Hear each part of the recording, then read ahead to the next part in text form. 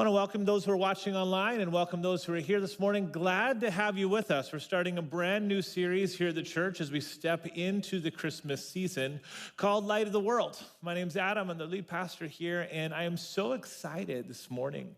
Christmas, I always get excited about Christmas. We got snow outside now, so that's exciting. We have gingerbread lattes, and that's exciting. Eggnog is one of my favorite drinks. That's exciting. But Jesus, him coming in a manger, the story of what Christmas represents is so significant. And for those of us who've grown up attending church or go to church and make church a regular part of your story, like we know this. We know that the Christmas tree is a symbol, but Jesus is the reason why we celebrate Christmas. It's Jesus. We know that. But it's so easy in the middle of life with all of the noise that's going on. It's easy to get distracted. It's easy to forget what the main reason for the season actually is. And so as we step into this Advent season, we're going to look at hope and peace and joy and love. And specifically look at how these topics kind of flare up at Christmas time. And specifically how they can speak to us in unexpected ways. If you're a note taker this morning, my sermon's entitled Unexpected Hope. And what is unique about the Christmas story, and what is unique about the way that Jesus brings hope, and what is unique about Christianity's strategy to bring hope into this world. It's all found in Matthew chapter 1, verse 23. So if you have a Bible, you can turn there with me. Otherwise, it'll be on the screen for you this morning. But right at the beginning of the Christmas story, in Matthew chapter 1, verse 23, it says this. It says, "Look, the virgin will conceive a child, and she'll give birth to a son." And we know that virgin, her name is Mary, and that son, his name is Jesus, but it goes deeper than that. It says, "And they'll call him Emmanuel," which means God is with us. Jesus is with us. See, what's important that we think about and that we consider this Christmas season is that Jesus doesn't bring hope by changing our circumstances. Jesus brings hope by entering our circumstances with us. And those are two very profoundly different things. On one hand, they seem very, very much connected, but on the other hand, if you look deeper into what it's saying, they're actually miles apart. Jesus doesn't say, "Let me get you out of there, then you will find hope." The message of Jesus is, "I am with you. I am hope. And with me, everything is going to be okay." To help me unpack this thought, I want you to imagine with me. If you're brave, you can close your eyes. If you're sleepy, don't do it. We might lose you. But I want you to imagine this room was pitch black. Like imagine you can't not see anything in this room. And I want you to imagine that on the stage right beside me is a light switch. And the light switch to turn the lights on inside this auditorium are right beside me. Now, the challenge for you is I want you to imagine coming to the stage and turning on the lights. If you're sitting in the balcony, you chose the wrong seat this morning. It's going to be very difficult for you to imagine getting yourself out of the seat, walking over to the stairs, trying to fumble your way down the stairs, coming over to me, and then turning on the light. If you're sitting in the middle of a pew this morning, you're like, "Oh, chose the wrong spot. Should have sat in an aisle today. Could have just fumbled your way down the aisle." If you're sitting in the front row, good choice. Good choice. You can just pop right up and flick the light. It's a lot easier in that sense. But regardless of where you're sitting, imagine with me. Imagine as you fumble your way to the front, and the moment your finger touches the switch, click, the lights turn on. You can see everything around you. But nothing in the room changed places. everything became visible. Now that you have light, you can see the easier path. You can see the clear path. You can see maybe where it was that you stubbed your toe. You can see the person that you stepped on by accident.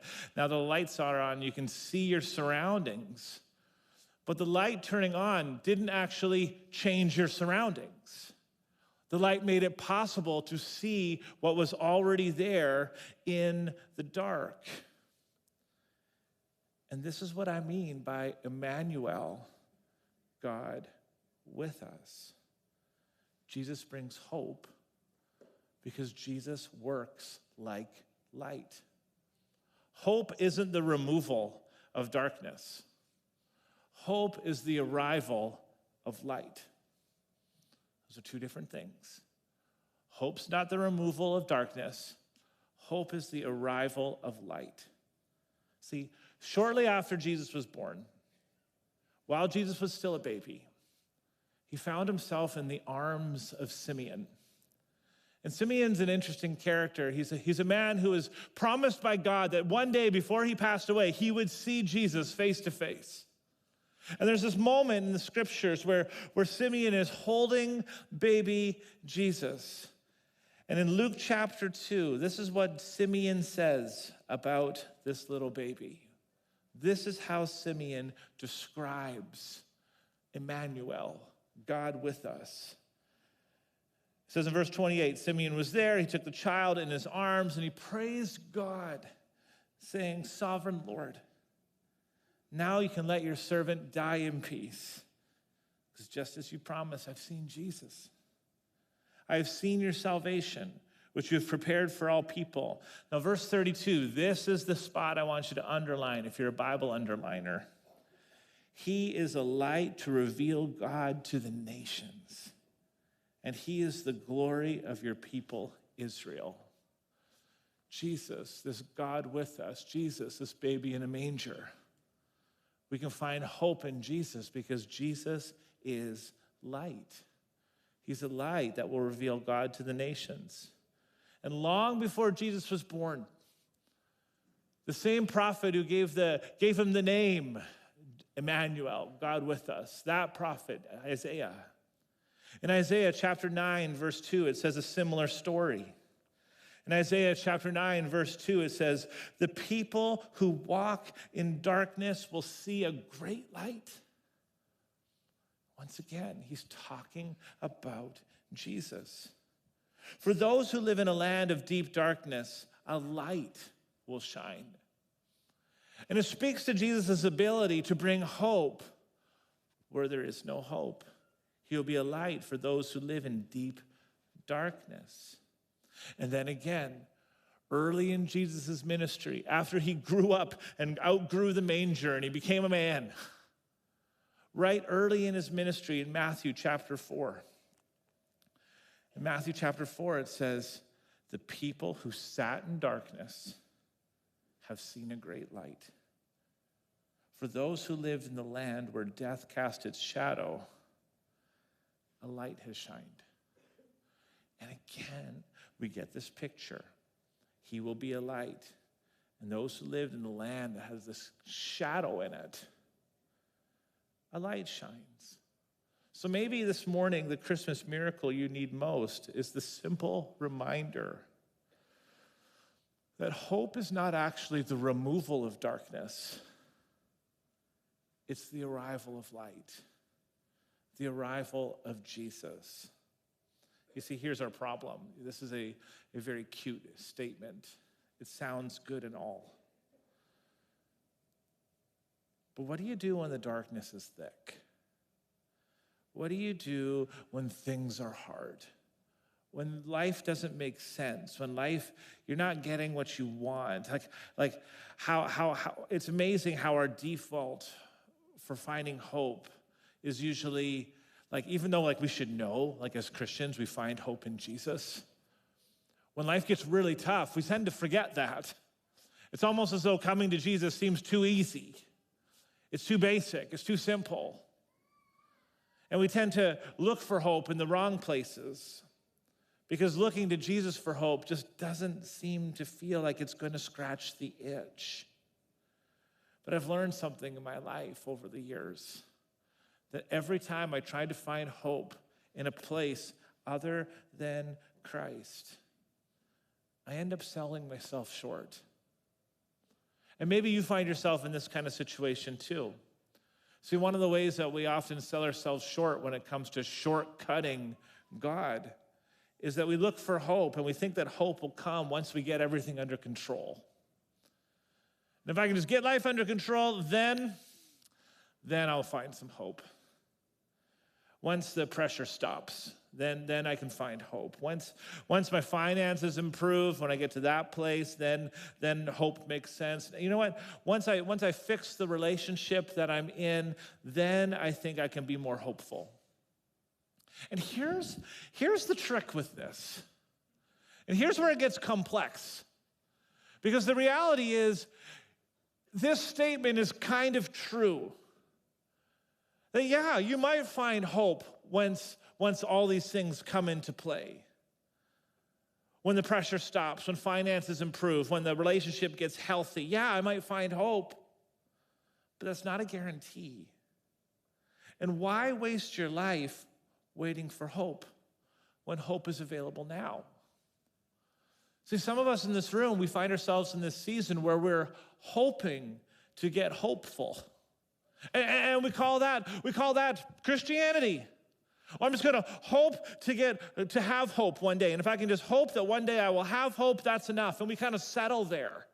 That if I can just hope to have hope, that is the picture that God is trying to paint. But the reality is that is not how it works. That's not life-giving. And sometimes we find ourselves as Christians scratching our head, thinking to ourselves, you know what, this doesn't feel like I thought it would feel. I don't feel as fulfilled as I thought I would feel. I'm just hoping to have hope, and it feels kind of empty. And the reality is, yeah, that would feel empty. And you don't have to settle there. Sometimes we tell ourselves that hope will come after God removes all the darkness. And that's when we'll have hope. So great sermon, Adam. It's Christmas time. Okay, I'll get hope on Christmas Eve. That's when it'll happen. I'll have hope later. We assume to ourselves that darkness disappearing equals I now have hope. And the reality is that's not necessarily true either. The sweet spot to hope is learning how to find hope when you need it. It's actually when you find hope that you're able to actually dispel the darkness. You see, the other thing that we tell ourselves sometimes is that hope often comes if we didn't see it coming, or in ways that we didn't see coming. See, we're all wired differently. Some need clarity in order to feel hopeful. Some of us need order in order to feel hopeful. Some of us need security in order to feel hopeful. Some of us are longing for meaning in order to feel hopeful. And so we've created this equation in our minds that if I can find meaning, then I will find hope. If I can find order, then I will find hope. If I can find clarity, then I will find hope. And the problem is, you've memorized a pathway to get to the light switch. But what if Jesus has a different way of illuminating the path for you this morning? What if there's something greater? What if there's something bigger? What if we've added pieces to the journey that didn't need to be there? See, many of us are waiting for a miracle, waiting for God to step in and change our situation, because once he changes the situation, then I'll find hope.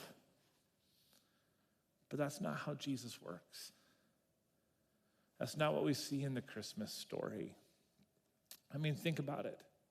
The Christmas story is full of unexpected hope moments. I mean, just think about it for a moment. Jesus is the good news, right? Well, Jesus didn't sound like good news to Joseph when Mary came to him and said, Joseph, you're not going to believe this, but I have been impregnated by God, You're going to be a father, but the baby's not yours. That Jesus would have sounded like bad news to Joseph in that moment, not good news. But yet, Jesus is the good news. Jesus, who is our deliverer, was delivered by Mary, a young mom in a very difficult situation. Jesus, the King, was born in a manger, and the Savior of the world arrived in obscurity. Light entered darkness quietly, not explosively like everybody expected. Everybody was expecting the loudness of Jesus coming, and yet Jesus came subtle. The surprising tactic of the Christmas story is that hope didn't shout its way into the world. It whispered its way into the world. And here's some things we see in the Christmas story.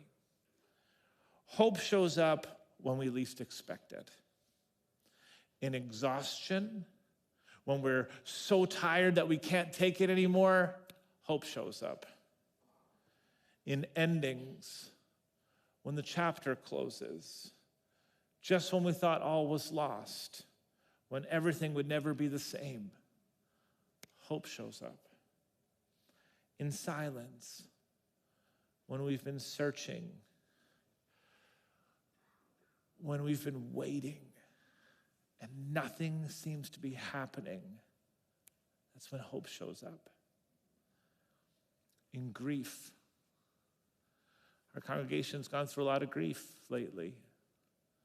A lot of loved ones who've been here for a long time have gone to be with the Lord. In our pain, in our loss, in our low moments, hope. Luke chapter 2, verse 20 or 32 says, he is a light to reveal God to the nations. So just as much as God is working in Slovakia, like we just watched through the coals, God is working in our worlds too. He is a light to reveal God. Number two, hope shows up where we least expect it. Shows up in unlikely people. Hope shows up in unexpected places. Hope has a knack for showing up in unremarkable, unglamorous, regular, mundane, normal experiences. And in Isaiah chapter 9, verse 2, reminded us, the people who walk in darkness will see a great light. For those who live in the land of deep darkness, a light will shine. That's what it's getting at. Hope shows us how hope shows up when we least expect it. Not as an escape plan, but hope shows up in presence. Not as perfection, like everything's figured out and in its right spot, but hope shows up as incarnation. I'm here, I'm with you. Hope shows up not as clarity, like, oh, everything makes sense now. But hope shows up as a person. It's Jesus. In Matthew 4:16, the people who sat in darkness have seen a great light. It's Jesus. God doesn't give hope the way we ask for it. And I wish he did, because that would make a lot more sense. But he doesn't always give us what we want. But he gives us what we need. And as we prepare to close, I want to invite you once again to our Christmas Eve service. We're really excited about it. We're doing 2 this year, 1 at 4 and 1 at 6. And specifically, my most favorite thing about our Christmas Eve service is actually the candle moment.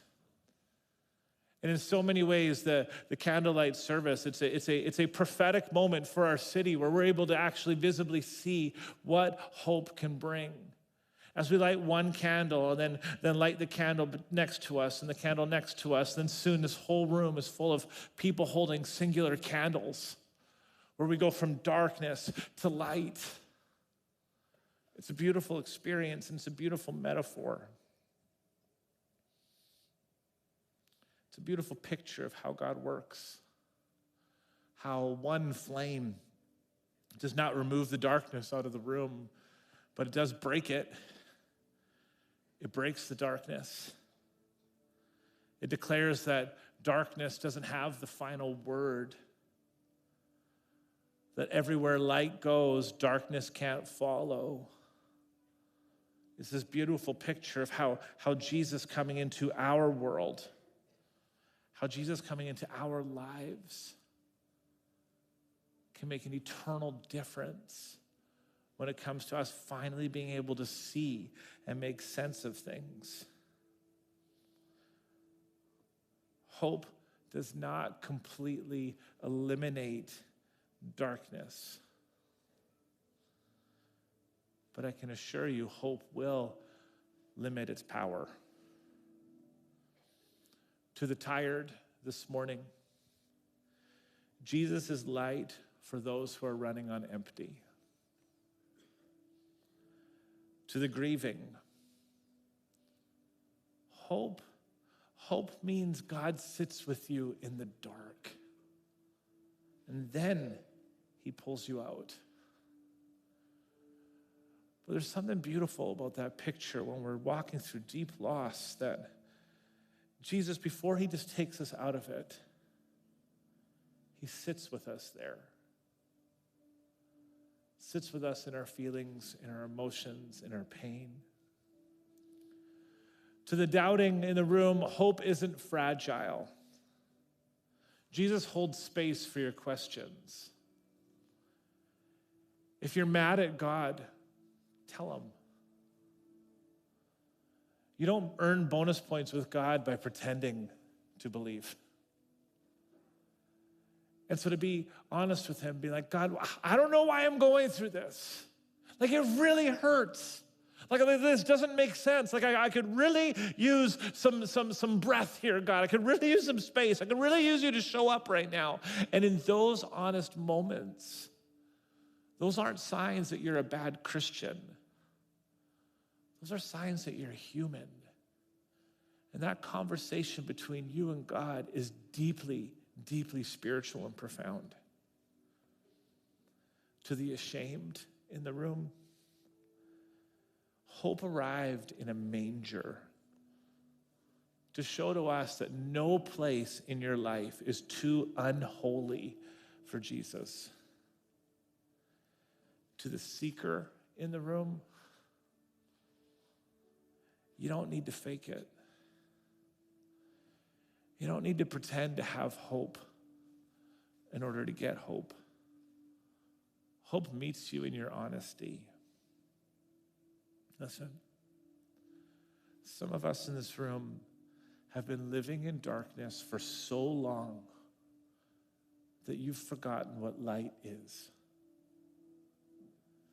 Your eyes have adjusted.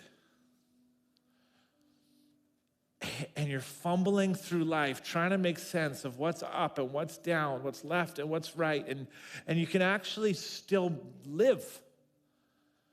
You've felt your way around. You've figured out the pathways. You've figured out where to go. You've bumped into people along the way. You've hurt yourself along the way, but you're still breathing. You're still alive. Friend, let me tell you today, it's possible that you've been in dark for so long that your eyes have adjusted. That there is such a thing as hope. That what you're doing right now isn't actually living. There's more to life than what you're experiencing. Maybe you've never accepted Jesus in your heart, or maybe you wouldn't call yourself a Christian, or maybe you're here for the first time and you're like, you know what, I'm not sure. Friend, you can come to Jesus. Maybe you've been walking the walk for a long time, but you know you haven't really been walking with Jesus, but you have been walking. Maybe this is your time to walk back with him, to come back to him, to start things fresh. Maybe as we step into this Christmas season, there's this part of you that's longing to take your faith a little bit more seriously. Hope has a name, and his name is Jesus. Let me pray with you. Would you bow your heads with me today? Jesus, we thank you that you're real. And all of us in this room are coming from different spaces in our lives. But Jesus, I pray that this morning you would be our light. God, I pray that you would step into the places of our heart that we don't show anybody. Places we're ashamed of. God, would you fill what is empty inside of us? If there's brokenness, God, would you heal that which is broken inside of us? Would you mend those pieces of us that are hurting? Would you make us alive again, Lord? Would you help us to receive your hope this morning? Because, Jesus, we need you. And we thank you for what you're doing in our hearts. We thank you for what you're doing in our city.